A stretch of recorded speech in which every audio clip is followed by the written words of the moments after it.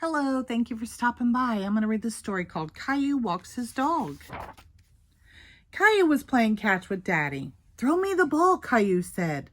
The ball slipped between Caillou's legs and rolled out onto the sidewalk. Woof, woof! Grandma appeared with a little white dog on a leash. "Hello, Caillou," Grandma said. "Hey, it's Alfred," Caillou said. He bent down to pet it. The dog licked Caillou's face, and Caillou laughed. "I'm looking after Alfred today," Grandma said. "Would you like to walk the dog with me, Caillou?" "Can I hold the leash?" Caillou asked Grandma. "Of course," she said. Beaming proudly, Caillou held the leash with both hands and set off to walk Alfred. When they reached the corner of their street, the dog stopped and promptly sat down.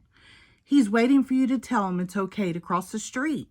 Say walk when it's safe," Grandma explained. Caillou looked left and right and saw that the road was clear.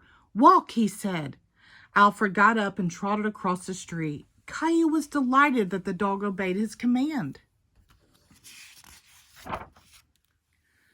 At the park, Grandma took a ball from her pocket. "Look what I brought you, Alfred." When he saw the ball, Alfred started barking excitedly. "Woof, woof! Throw the ball for him, Caillou, and say fetch." The dog was watching Caillou intently and wagging his tail. Caillou threw the ball as far as he could. "Fetch," he said. The dog raced after the ball and brought it right back. "He did it!" Caillou shouted. Alfred had the ball in his mouth and was waiting for another command. "Tell him drop it," Grandma said. Obediently, Alfred dropped the ball. Caillou made up more games. He dug a hole in the sand and buried the ball.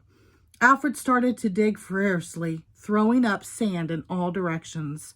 Triumphantly, he brought the ball back to Caillou. Caillou was thrilled and hugged the dog.